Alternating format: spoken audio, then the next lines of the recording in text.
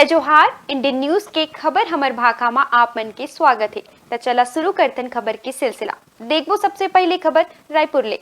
नेता प्रतिपक्ष नारायण चंदेल के पत्रकार वार्ता के जवाब देते हुए प्रदेश कांग्रेस संचार विभाग के प्रमुख सुशील आनंद शुक्ला हा कहिस की भारतीय जनता पार्टी प्रदेश सरकार ला बदनाम करे बर लगातार अनगढ़ बयानबाजी करत है, जिहा मुख्यमंत्री के बढ़त लोकप्रियता के कारण किए जाते।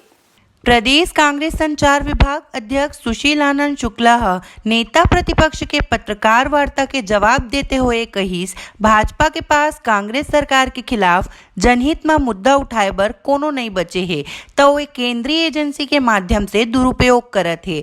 ईडी के विधि सम्मत कार्यवाही ला पूरा समर्थन है, लेकिन राजनीतिक विद्वेषवश कार्यवाही किए जाही तो ओला लोकतांत्रिक ढंग ले बेनकाब किए जाही। नेता प्रतिपक्ष कही थे ईडी के कार्यवाही ला राजनीति ले नहीं जोड़े जाना चाहिए, लेकिन रमन सिंह त ईडी के आधार में ही अपन राजनीति चमका थे। नेता प्रतिपक्ष सहित तमाम भाजपा नेता मन जो प्रेस नोट के हवाला दे थे वो संदिग्ध लगत थे। डॉक्टर रमन सिंह अपन सोशल मीडिया हैंडल में ईडी के प्रेस नोट जारी करिस, जेहा ये बताइस कि कार्यवाही राजनीतिक षड्यंत्र है। छापा में का मिले वाला है ये रमन सिंह ला छापा के पहले ले पता रहीस। का ये संयोग है या प्रयोग? आज तक ले कांग्रेस सरकार मुख्यमंत्री के भ्रष्टाचार के एक भी रुपया के प्रमाणिक आरोप नहीं लगा पाए तथाकथित रूप ले अधिकारी के अनियमितता और व्यापारी के मामला ले सरकार ला जोड़ के बदनाम करे के कोशिश करत है।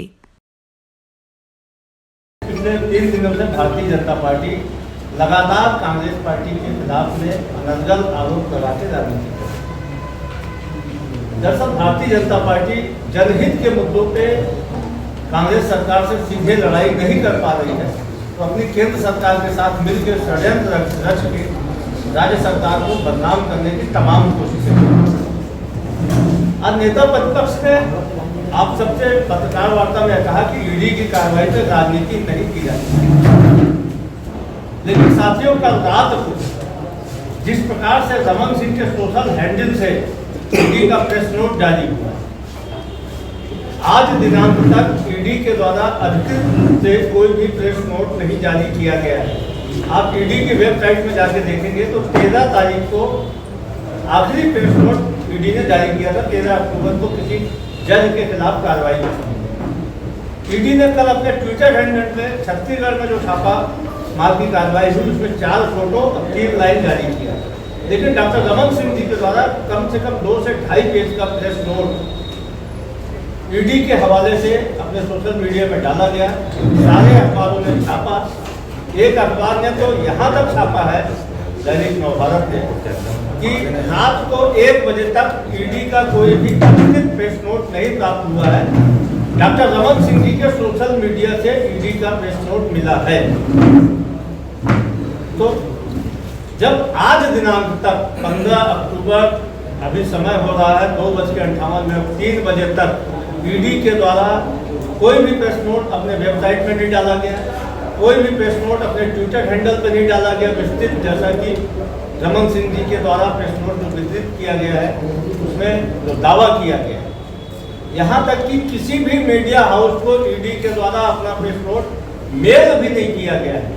तो डॉक्टर रमन सिंह जी के पास में यह प्रेस नोट कहाँ से आया, ये बड़ा सवाल खड़ा होता है, जिसमें ईडी की कार्रवाई का तमाम ब्यौरा दिया गया है। दूसरी महत्वपूर्ण बात, जो तथाकथित press note doctor Raman Singh ji ने आप सबके समक्ष अपने सोशल मीडिया के माध्यम से प्रस्तुत किया है, पहुंचाया है, उस प्रेस नोट के जो तथ्य हैं उन तथ्यों से मिलता जुलता तथ्य लगभग उन्हीं तथ्यों को डॉक्टर रमन सिंह जी ने आप सबके समक्ष पत्रकार वार्ता लेकर 3 दिन पहले भी रखा था। तो क्या छत्तीसगढ़ में ईडी की जो कार्रवाई हो रही है वो सारी की सारी कार्रवाई डॉक्टर रमन सिंह जी के तरफ से पूछ के हो रही है? डॉक्टर रमन सिंह जी छापा की कार्रवाई के पहले 3 दिन पहले ये सारी चीजों को बताते हैं कि ऐसा ऐसा है। आदिवासी समाज हा राजनांदगांव में पत्रकार वार्ता लिस, जी हाँ आदिवासी समाज ले जुड़े मन से मन डोंगरगढ़ में आत्महत्या करे वाला आदिवासी युवक के आरोपी ला गिरफ्तार करे के मांग करेन है। सूदखोर मन के प्रताड़ना ले तंग आके आत्महत्या करे वाला डोंगरगढ़ क्षेत्र के युवक विजय नेताम के दोषी के ऊपर कार्यवाही के मांग ल लेके आदिवासी समाज आयोजित पत्रकार वार्ता में आरोपी सूदखोर मन ला गिरफ्तार करे के मांग उठाइन। आदिवासी समाज अब पुलिस के ऊपर आरोप लगाई से कि ओकर आत्महत्या के कुछ दिन बाद पुलिस आरोपी के खिलाफ मामला ला दर्ज करी से, लेकिन आरोपी के गिरफ्तारी अब तक नहीं करी से, जिला लेके समाज और मृतक के परिजन मन में आक्रोश देखे जाते। आदिवासी समाज आरोपी के गिरफ्तारी के मांग करी से, साथ ही आरोपी मन ला जल्द गिरफ्तार नहीं किए जाए ले समाज उग्र आंदोलन किए जाई एकर चेतावनी घलो दीस। मांग है कि सूदखोर रसूखदार तरुण हथेल, उसका भाई गब्बर हथेल, अरविंद हथेल और सोनम साहू को तत्काल गिरफ्तार किया जाना चाहिए, क्योंकि इनके प्रताड़ना के कारण ही, इनके गाली गलौज करने के कारण ही, मारपीट के धमकी देने के कारण ही वह अधिक से अधिक प्रताड़ित हो करके ऐसा कदम उठाया है। तो समाज ये चाह रही है कि उनका कार्रवाई हो और उचित न्याय मिले। हमारा समाज भी ये जानना चाहती है कि पुलिस विभाग इतने लापरवाह क्यों है। घटना डोंगरगढ़ की है, टिकरापारा, वहाँ से थाना मुश्किल से 2 किलोमीटर होगा और 5 तारीख को सवेरे की घटना है और 9 तारीख को अपराध पंजीबद्ध किया गया। ये बहुत ही हमारे समाज के लिए हास्यास्पद है। ऐसा नहीं होना चाहिए। यदि कोई भी अधिकारी ऐसा किया है तो उसके ऊपर कड़ी कार्रवाई होनी चाहिए। हम लोग पुलिस अधीक्षक से मिलेंगे कि आखिर लेट क्यों किए। एक बार फिर मौसम हा करवट बदलिस। बेमौसम बरसात हा किसान मन के माथा में चिंता के लकीर खींच दी से। जिला में ए बछर खरीफ के फसल खेत में लहलहाए लागे रहिस, लेकिन बेमौसम बरसात के चपेट में आए के आशंका ले किसान मन परेशान हैं। बेमेतरा में बेमौसम बरसात ह खेत के फसल में पानी फेर दी से। नुकसान कतका होई से एकर आकलन करना अभी बाकी है। जिला में हरुणा किस्म के धान खेत में पक के तैयार है, जेला किसान मन काटे के तैयारी में है, लेकिन आए दिन खराब मौसम के चलते किसान अपन काम में तेजी नहीं ला पावत है। किसान मन ला रोजाना बेमौसम बारिश के डर सताए लगे है, जेकर कारण किसान धान के फसल के कटाई बर मौसम खुले के इंतजार करत नजर आथे। ओही कई किसान मन पूरा व्यवस्था और ज्यादा मजदूर के साथ हरुणा किस्म के धान के कटाई के जोखिम उठाए नजर आथे। खराब मौसम ले फसल में लगातार कीट के प्रकोप घलो बढ़े लगी से। धान में माहू, कटवा और तना छेदक लगे के डर सताए लगी से। बेमौसम बरसात के साथ आंधी तूफान के असर लहलहात फसल में नजर आथे।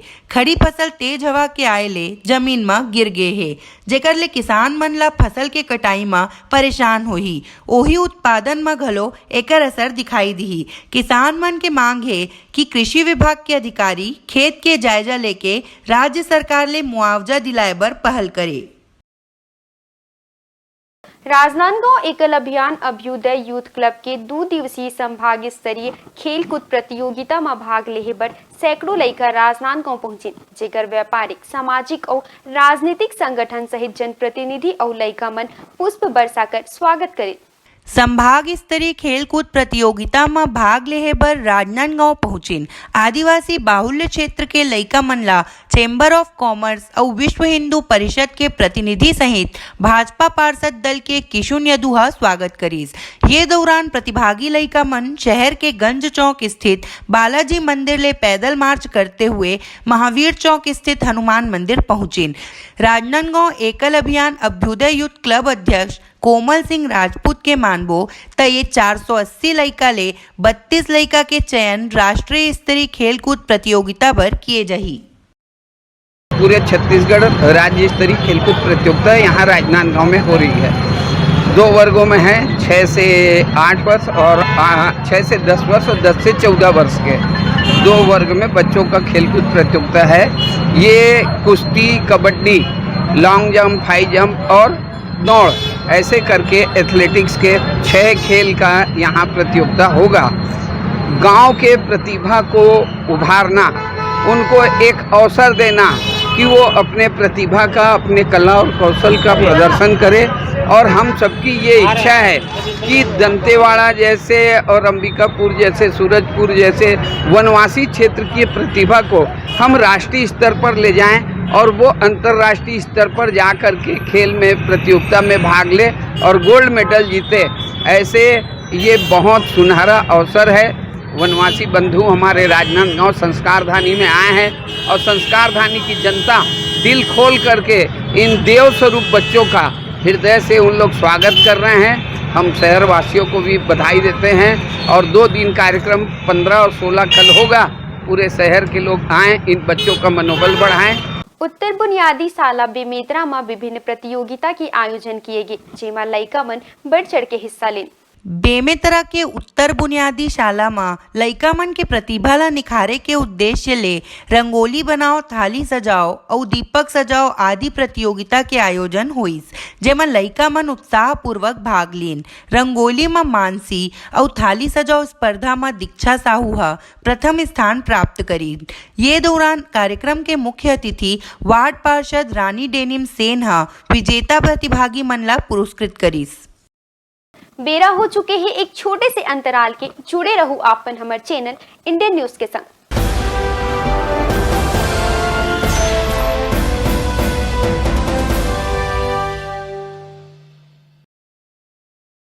भिलाई के प्रमुख स्थल पावर हाउस में स्थित होटल शिव प्रभा इन एवं town king the family restaurant नवीन साज सज्जा एवं आधुनिक सुविधाओं से लैस। हमारी विशेषताएं: economic suite, executive suite, premium suite and presidential suit.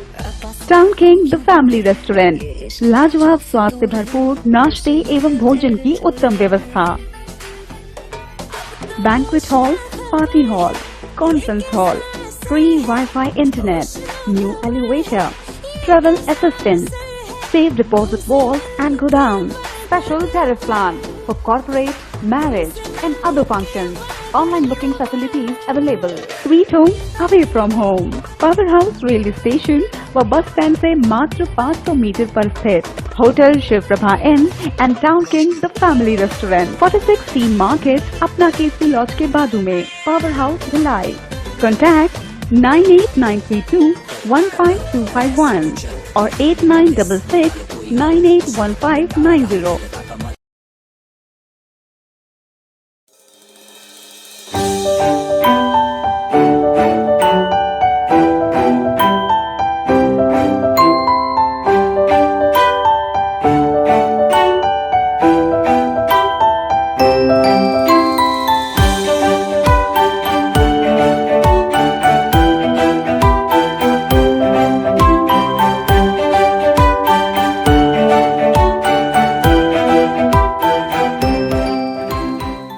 ऐसे ही यूनिक प्रोडक्ट्स के लिए आप विजिट करें wahcart.com और अधिक जानकारी के लिए संपर्क करें 74005 74005।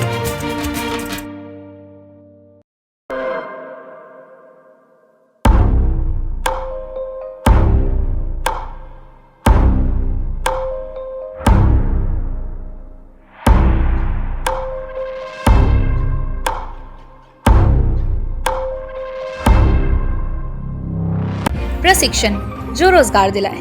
Computer hardware, mobile servicing course, electronical course, electronics course, refrigeration, air conditioning course, छात्रावास की सुविधा। Indu technical institute, T market, power house, जिला दुर्ग, छत्तीसगढ़। Mobile number 9827194279 74156 74157। ये है इंदु ब्रॉडकास्टिंग प्राइवेट लिमिटेड और आप देख रहे हैं इंडियन न्यूज, हर पल, हर क्षण, हर सच।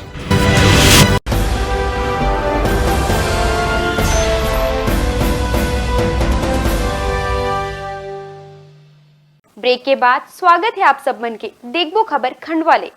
खंडवा जिला में औसत ले ज्यादा बरसात होए ले फसल खराब हुई, जेकर ले नाराज किसान मन शासन प्रशासन ले मांग करीन है कि दीपावली ले पहले सर्वे करके ओमन ला मुआवजा दिए जाए। खंडवा जिला में एक सीजन में औसत बारिश में आंकड़ा 808 मिलीमीटर है, लेकिन ये बछर अब तक ले 1150 मिलीमीटर ले ज्यादा बारिश हो चुकी से। दशहरा के बाद ले लगातार बारिशा फसल ला चौपट कर दी से। किसान मन के कहना है कि सोयाबीन के फसल कटे के स्थिति में रहीस, लेकिन बारिश के वजह ले खेत में अभी पानी भरे हुए है। अब जल्दी सर्वे किए जाही और किसान मन के नुकसान के भरपाई किए जाही। वही किसान मन के कहना है कि हमन मजदूर मन ले उपज आधा आधा बांटे बर तैयार हन, लेकिन खेत के स्थिति ला देखते हुए मजदूर फसल के कटाई करे बर तैयार नहीं है। आशंका है कि कहीं पूरा उपज खेत में ही नहीं सड़ जाए। आधा सोयाबीन निकाल के दे दो, मजदूर बोले कि नहीं भैया इसमें हमको क्या मिलेगा, तो ना मजदूर काटने को तैयार है, ना वो कीचड़ में हमारे को कोई लग रहा है कि कोई इसमें फल्ली निकलेगी कि दाने निकलेंगे। फसल नष्ट हो चुकी है। अब किसान को लागत तो लगभग फसल में 50% लगती है सर। मेरा अनुमान है, मैं भी किसान का बेटा हूँ, किसानी कर रहा हूँ, तो 50% तो लागत लगती है। अब उपज 20% मिलेगी तो 30% का घाटा। और जो आस बनी थी कि अपन बाजार दीपावली का करेंगे, बच्चों के लिए लाएंगे फटाके जो भी है, घर राशन पानी, तो आप तो किसान हो गया मजबूर, क्योंकि किसान की आदत है कि दवा खरीदना पड़ता है, जब भी बोल देता है कि सोयाबीन आया कि दियो। किसान की आदत ये है। अब कर्जे में गड़ा हुआ है। अब शासन की मंशा क्या है कि बोलने को तो बहुत है, पर अगर कभी थोड़ा बहुत ऊँट के मुंह में जीरा। किसान संघ के प्रतिनिधि मंडल हा बीते दिन कलेक्टर ले मुलाकात करिस, जेकर बाद अनावधि के आधार ले प्रयोग सर्वे करे बर कृषि विभाग और राजस्व के टीम ला खेत में उतार दिस, जिहा 5x5 के प्लाट के आधार ले उत्पादन के अनुमान लगाए जाते। तो कलेक्टर साहब के आदेश है कि जो अतिवृष्टि हुई है, ज़्यादा पानी गिरने से फसलों को भी मतलब थोड़ा प्रभावित हुई है, इसलिए हम लोग खेतों में जाके सर्वे वगैरह देख रहे हैं और इसको उत्पादन में जो कमी हो रही है इसको देखने के लिए 5x5 का हम लोग प्लाट डालते हैं। उससे जो उत्पादन आता है वो हम डाटा सरकार को भेज देते हैं, वो उसके बाद वो सरकार निर्णय लेती है कि क्या करना है। प्रति हेक्टर मतलब इसमें 8 कुंटल 70 किलो के करीब रहता है। हाँ। जो प्रति हेक्टर है। हाँ। ये 100% आने वाली होगी। अच्छा। और कभी इससे कम आता है तो फिर मुआवजा वगैरह या फिर बीमा कंपनी देती है। हाँ, कर रहे हैं। एक गाँव में ज़्यादा से ज़्यादा 2 जगह से करते हैं। अच्छा। उससे एक एवरेज निकल जाता है। अभी तो मतलब अतिवृष्टि ज़्यादा हुई है, ये खेतों में भी अपन देख रहे हैं कि पानी भरा हुआ है। छत्तीसगढ़ उच्च न्यायालय के न्यायमूर्ति गौतम भादुड़ी रायपुर सेंट्रल जेल ले प्रदेश के पहले राज्य स्तरीय बृहद जेल लोक अदालत के शुभारंभ करिस। प्रदेश में पहली बार आयोजित लोक अदालत में जेल में निरुद्ध बंदी मन के रिहाई के संबंध में सुनवाई किए जाही। लोक अदालत के आयोजन वीडियो कॉन्फ्रेंसिंग के माध्यम ले किए जाते, जिसमें राज्य के सब्बो जेल के स्थिति के जानकारी लिए जाही। गौरतलब है कि छत्तीसगढ़ ला सुप्रीम कोर्ट सजेशन दिए रहिस कि ऐसे कैदी जेमन 65 बछर ले ज्यादा के है और जमानत मिले के बाद घलो कई कैदी जेल में है, जेमन ला जमानत प्रस्तुत नहीं कर पाए के कारण ओमन छूट नहीं पाए हैं। ऐसे मन ला न्यायमूर्ति गौतम भादुड़ी कहिस कि ए प्रयास ले ओवर क्राउडिंग ला कम करे में सफलता मिली। वहाँ कहिस कि छत्तीसगढ़ देश के पहला राज्य है जहाँ ए तरह के प्रयास किए जाते और हर दूसर शनिवार के जेल लोक अदालत के आयोजन किए जाही। बताने में अत्यंत खुशी है। छत्तीसगढ़ देश का पहला राज्य है जहाँ पे इस तरह की ये जो हमने स्टेप लिया, ये कैदियों को उनके जो मानव अधिकार है उनको उनकी रक्षा करने के लिए पहला राज्य है सालसा की तरफ से। और इसमें सभी स्टेक होल्डर के इम्पोर्टेंस रहती है, जैसे जेल है, डिफरेंट अथॉरिटीज़ हैं, उनके सहयोग से। और ये जो निरंतर हम ये प्रयास करते रहेंगे, हर शनिवार को ये रखा गया कि हर गैप में एक शनिवार को जेल में ऐसी लोक अदालत रखी जाएगी ताकि उन कैदियों को फायदा मिल सके, क्योंकि ओवर क्राउडिंग से रिजल्ट ये आता है कि उनके मानव अधिकार का कहीं न कहीं हनन हो जाता है। वो आदमी का, आम आदमी का जो राइट है वो प्रोटेक्ट रहे, संविधान की जो मंशा है उसको अपहोल्ड करे, उसी के लिए ये जॉइंट प्रयास है। शहर के सुपेला ले टाउनशिप पहुंच मार्ग में बने रेलवे के अंडरब्रिज दुर्घटना ला न्योता देते। जी हां, ब्रिज के ऊपर लटकत सीमेंट के स्लैब ला रेलवे और जिला प्रशासन अनदेखा करत थे। इंडियन न्यूज ए लापरवाही ला उजागर करत थे। शायद एक खबर ला देखे के बाद प्रशासन आगू और बड़े दुर्घटना ला टाल सके। ए लापरवाही ला देखते हुए घलो रेलवे प्रशासन और जिला प्रशासन कुंभकर्णीय नींद में सोए हुए है। एक गंभीर विषय ला लेके हमर इंडियन न्यूज के टीम हा अब आम जन ले ओकर राय जानना चाहिस तो ओकर जवाब कुछ ए प्रकार रहिस। देखो ए खबर। आप सभी दर्शकों का एक बार फिर इंडियन न्यूज में स्वागत है। आज हम एक ऐसे महत्वपूर्ण स्थान में खड़े हैं जो कि सेक्टर एरिया और सुपेला क्षेत्र को जोड़ता है। जी हाँ, हम बात कर रहे हैं सेक्टर 6 अंडरब्रिज को, जो दोनों हिस्सों का एक बहुत महत्वपूर्ण हिस्सा है। क्योंकि जैसा दर्शकों आप सभी जानते होंगे कि सुपेला रेलवे क्रॉसिंग को अभी अंडरब्रिज के कार्य के लिए अभी कुछ दिनों से बंद कर दिया गया, जो विगत आने वाले कम से कम 1.5 वर्षों तक के लिए बंद रहेगा। इसी वजह से दोनों अंडरब्रिज, चाहे मोरिया टाकीज की बात कर ले चाहे सुपेला अंडरब्रिज की बात कर ले, तो ये दोनों अंडरब्रिज में ट्रैफिक का दबाव काफ़ी बना हुआ है। और इसी बीच अगर बात करें तो रोजाना लाखों गाड़ी यहाँ से आना जाना करती है। और इसी बीच एक रेलवे प्रशासन की बात करें या जिला प्रशासन की बात करें, यहाँ पे एक बहुत बड़ी लापरवाही उभर कर आ रही है। जी हाँ, हम बात कर रहे हैं एक रेलवे के स्लैब की, जो कि अंडरब्रिज के ऊपर लगा हुआ है। जी हाँ, मैं आपको दिखाना चाहूँगा कि जो स्लैब है, जो पिल्लर रखे हुए हैं अंडरब्रिज के ऊपर, चूँकि रोजाना अंडरब्रिज के ऊपर से ट्रेनों का आवाजाही लगातार बना रहता है, जिसके कंपन से ही वह नीचे किसी भी व्यक्ति के ऊपर या किसी के ऊपर भी गिर सकता है, जो आने वाले दिनों में एक बड़ी दुर्घटना हो सकती है। परंतु अभी तक इस पे किसी भी प्रकार की कोई भी कार्रवाई रेलवे प्रशासन या जिला प्रशासन द्वारा नहीं की गई है। अब चूंकि अगर आगे दिनों की बात करें तो आगामी दिनों में अगर इतनी बड़ी दुर्घटना अगर घटती है तो इसका जवाबदार कौन होगा, इसका जिम्मेदार कौन रहेगा। और लोगों की इस बारे में राय को जानेंगे। सर, वहाँ पे स्लैब गिरता हुआ नजर आ रहा है, इसे आप इस लापरवाही को किस दृष्टिकोण से देखते हैं सर? भैया, घटना हो जाने के बाद कोई मर जाएगा तो उससे ज़्यादा कोई झेल नहीं पाएगा, फिर नेतागिरी चालू हो जाएगी। इससे पहले मैं सरकार से और भूपेश बघेल से गुजारिश करना चाहता हूँ, आम आदमी की सब सुरक्षा करके और जैसे ये गिर रहा है इसको सबसे पहले ध्यान दिया जाए। ये तो आम जनता के लिए प्रशासन की बहुत बड़ी कमजोरी है। कभी भी बहुत बड़ा हादसा हो जाता है, क्योंकि यहाँ पर जब भी कोई हादसा हो जाता है उसके बाद ही सरकार जागती है और रेलवे जागती है।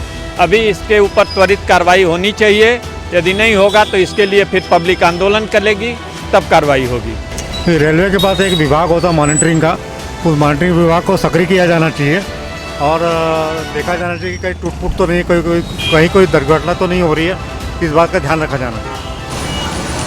आपको हम बेहद बारीकी से, बेहद करीब से इस लापरवाही के आपको हम वीडियो में आपको दिखाते हैं कि किस प्रकार की लापरवाही बरती गई है, क्या वो किया गया है। जैसा कि आप पीछे देख सकते हैं मेरे कि स्लैब एकदम नीचे की तह तक आने को तैयार है। अगर थोड़ा भी कुछ दिन अगर हम रुके तो वह स्लैब कभी भी किसी के ऊपर गिरकर दुर्घटनाग्रस्त किसी को भी चोटिल और गंभीर अवस्था में कर सकता है। अगर हम बात करें तो इस दुर्घटना की जवाबदारी किसकी होगी? क्या जिला प्रशासन इसको लेकर अपनी जवाबदारी देगा या फिर रेलवे प्रशासन इस गंभीर लापरवाही को लेकर अपनी जवाबदारी पेश करेगा? आखिर किसी के ऊपर भी अगर ये दुर्घटनाग्रस्त किसी भी प्रकार से होता है तो जान और माल का दोनों का खतरा बना हुआ रह सकता है। भिलाई से कैमरामैन सनी के साथ रवि कुमार सोनकर की ये विशेष रिपोर्ट। गरियाबंद जिला के जेंजरा थाना क्षेत्र में एक युवक हाई वोल्टेज विद्युत करेंट के चपेट में आ गिस, जेकर ले युवक बुरा तरह ले झुलस गिस। घटना के बाद परिजन मन झुलसे युवक ला तुरंत जिला अस्पताल में भर्ती कराइन है। जेंजरा थाना क्षेत्र के पांडुका में रस्सी से बनी सीढ़ी से छत के पास पुताई कर रहा युवक हाई वोल्टेज की चपेट में आ गया, जहां युवक बुरी तरह से झुलस गया। परिजनों ने पड़ोसियों की मदद से युवक को तुरंत जिला हॉस्पिटल पहुंचाया, जहां उसका उपचार चल रहा है। फिलहाल इस घटना में भर्ती युवक की हालत गंभीर बताई जा रही है। छत्तीसगढ़ प्रदेश कांग्रेस के महामंत्री अरुण सिंह सिसोदिया ला छत्तीसगढ़ के पोलिंग एजेंट बनाए गए, जेकर बाद राष्ट्रीय अध्यक्ष चुनाव में मल्लिकार्जुन खड़गे की टीम हर्ष जताई से। कांग्रेस संगठन चुनाव में प्रदेश कांग्रेस के महामंत्री अरुण सिंह सिसोदिया ला छत्तीसगढ़ के पोलिंग एजेंट बनाए जाएले कांग्रेस में हर्ष के लहर है। कांग्रेस पार्टी के झुग्गी झोपड़ी प्रकोष्ठ के जिला अध्यक्ष सरसीज घोष घलो महामंत्री अरुण सिंह सिसोदिया ला छत्तीसगढ़ के पोलिंग एजेंट बनाए जाएले हर्ष जताए हैं। साथ ही नवनियुक्त पोलिंग एजेंट एकर बर सीएम भूपेश बघेल, गृह मंत्री ताम्रध्वज साहू सहित अन्य जनप्रतिनिधि के आभार जताइस है। इंडियन न्यूज के खबर हमर भाखा में आज की बरबस अतका ही। आपसे फिर भेंट होही नवा समाचार के संग। मोला देवो इजाजत। जय जोहार।